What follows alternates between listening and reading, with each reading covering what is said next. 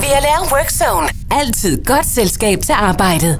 Knacks med De Vilde Kaniner på dit VLR her en onsdag den 23. oktober. Også en onsdag, hvor man på Ekstrabladets hjemmeside kan læse, at Annie Fønsby har været ude og give den max gas.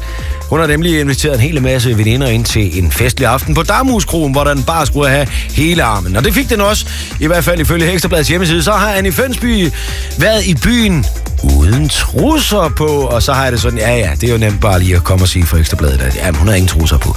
Jeg vil have det bekræftet for en, jeg kender, og det tror jeg kan få, for nu er min gode ven rytmepede Peter Læsø med på telefonen. Velkommen til dig, Peter. Jo, tak. Peter, du var jo ude at optræde til den her fest, hvor Annie Fønsby, hun slog sig løs på Damhuskroen her i lørdags. Og så tænker jeg, du må jo kan fortælle, om hun havde trusser på eller ej, den gode Annie Fønsby. Havde hun det? Det havde hun ikke, men det var ikke noget, jeg selv så. Det var en veninde, der fortalte mig det senere på aftenen. Mm-hmm.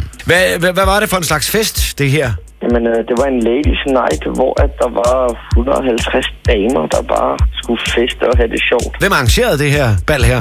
Det var Annie Fønsby, der arrangerede det. Men hun havde altså ikke trusser på? Nej, det havde hun ikke. Sådan, hun er en frisk pige, der er med på den, kan man sige. Det må man sige. Peter, kan du have det rigtig godt? Jo, tak og i lige måde, og god dag. Så fik vi opklaret, hun havde ikke trusser på, den gode Annie Fønsby. Tusind tak til rytmepede. Her er det Envy fra Norge, Am I Wrong? Vi har lavet Workzone. Altid godt selskab til arbejdet.